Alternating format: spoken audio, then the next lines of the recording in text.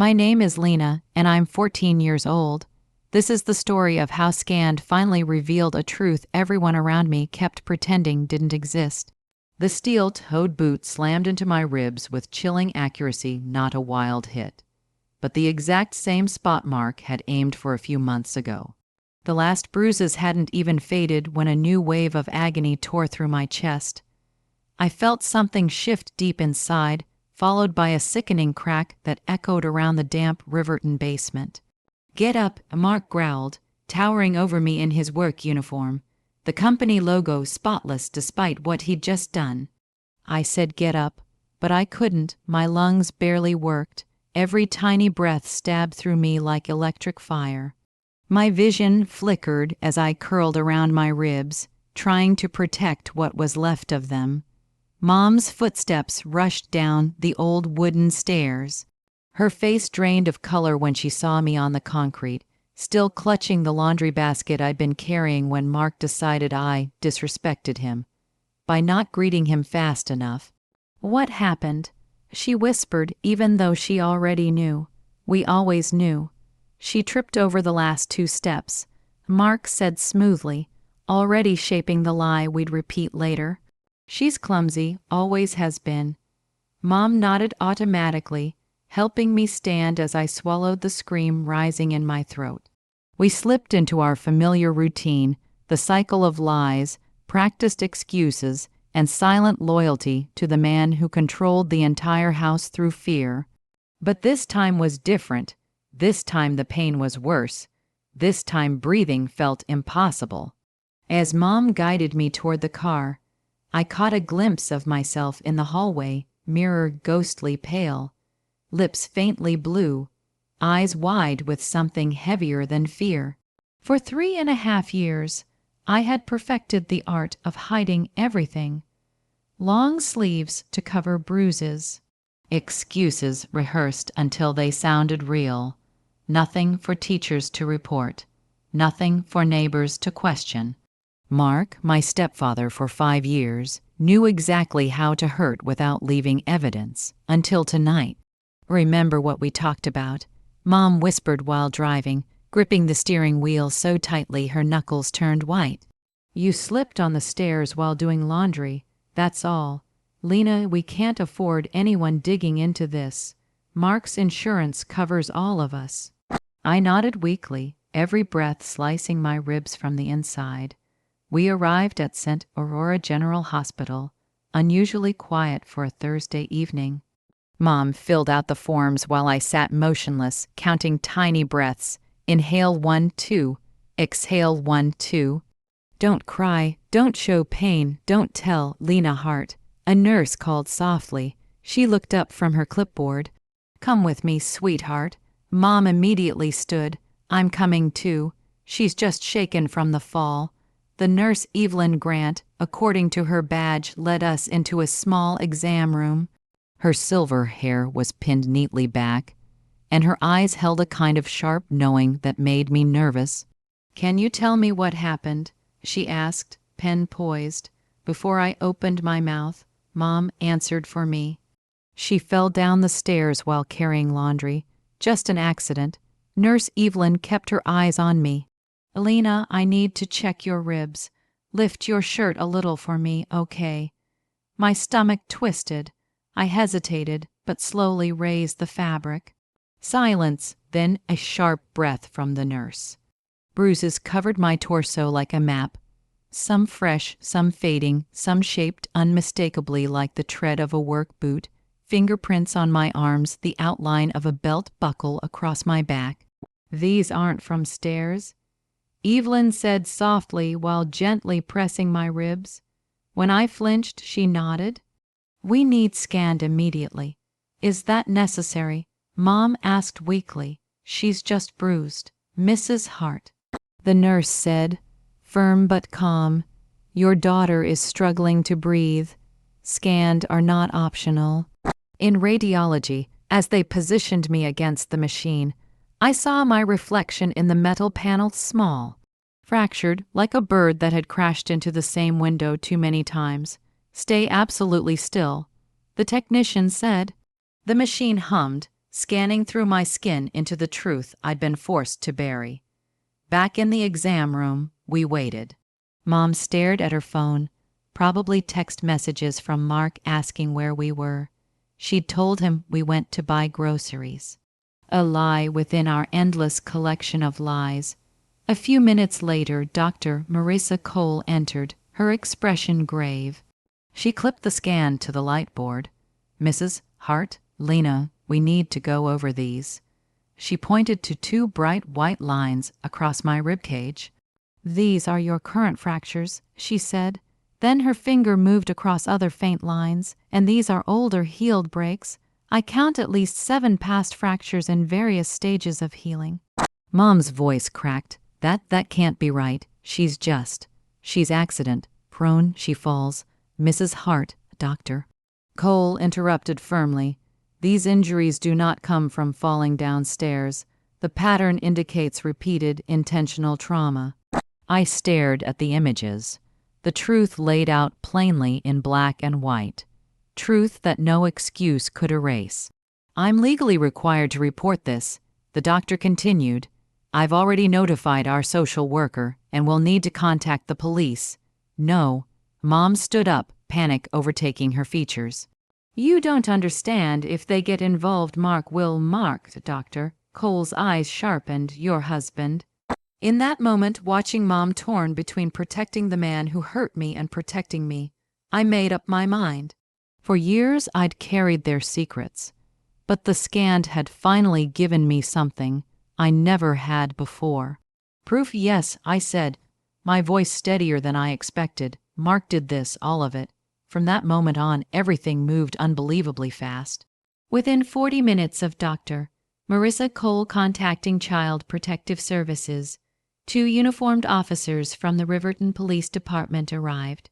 The hallway outside my room, filled with movement, quiet conversations, paperwork, phone calls. A social worker named MS.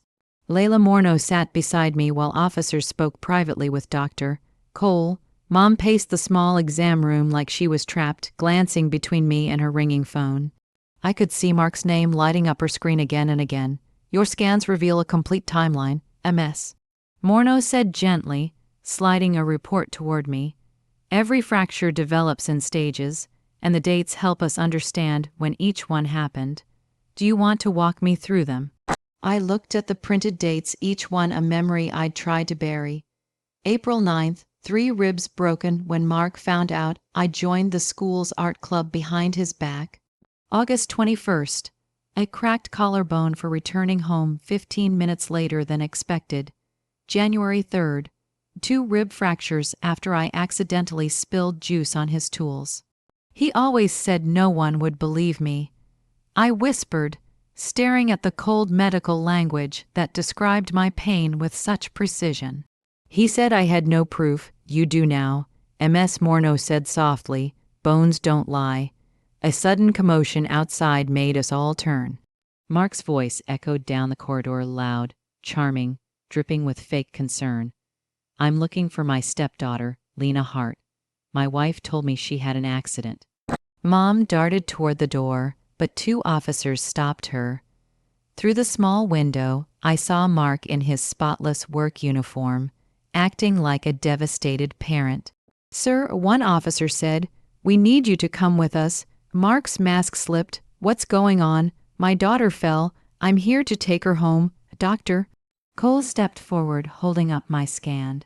"Mr. Ellison, these images show injuries caused over several years. Would you like to explain the boot-shaped bruises on Lena's ribs?" Mark's expression changed instantly. Gone was the charm, replaced by the dark, familiar look I knew too well. "This is ridiculous," he snarled. "She's clumsy, always has been. Rachel, tell them." Mom froze. Her eyes darted between Mark and the scan she'd seen earlier. I watched the moment denial finally shattered inside her. 7 healed fractures, she whispered. 7. You were aware something wasn't right, Officer Ramirez said quietly. "We're taking your husband into custody. Another team will search your home for evidence, including the belt Lena mentioned."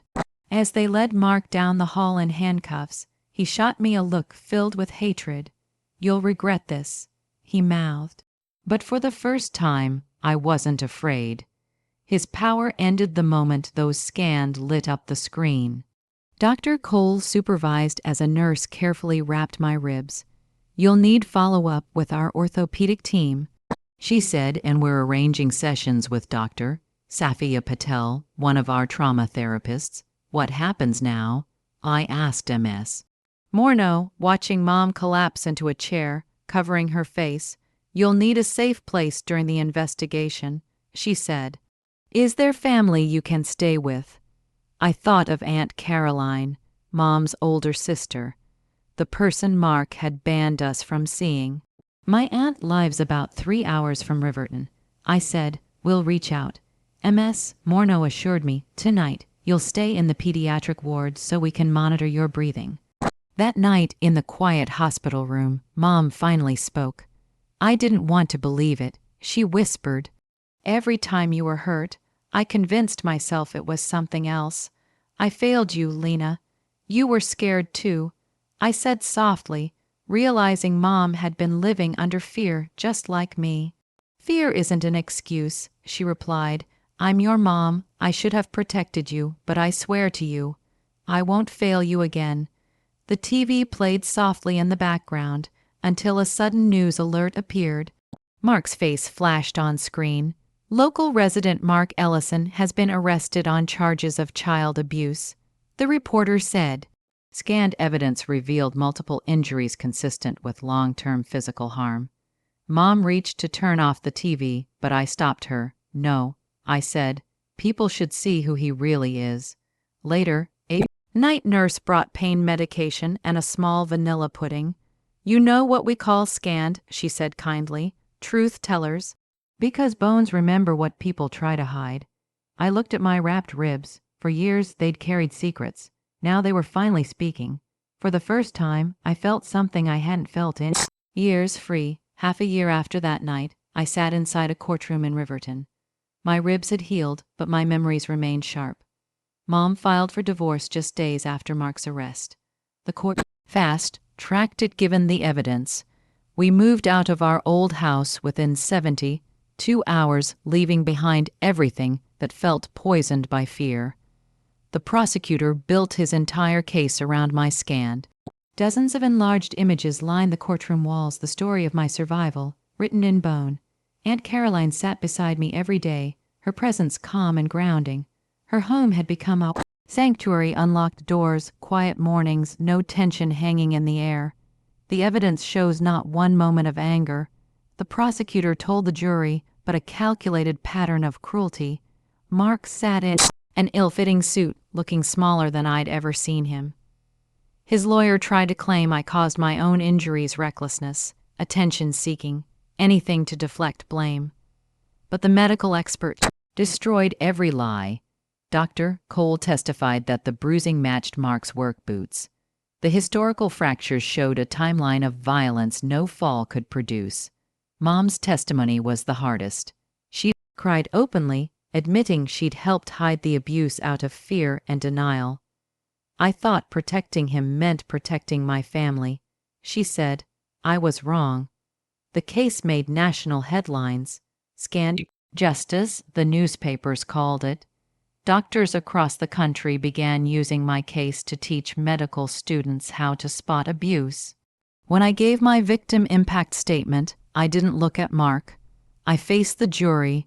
For more than 3 years, I lived waiting for the next injury. I said, "But machines don't make excuses. Scans show the truth, even when people refuse to." The jury needed only 2 hours. Guilty on every count. Mark's attorney begged for leniency, citing his clean record. The judge held up one of my scanned. He wasn't clean, the judge said. He was simply not caught. He sentenced Mark to 22 years with no possibility of parole for 16. Outside, reporters asked me what I wanted other kids to know. "Truth leaves marks," I said. "Maybe you can't always see them, but they're real. Keep telling your story until someone listens." Mom now works at a domestic violence shelter, helping others escape what we lived through. Therapy has helped us rebuild trust slowly but surely.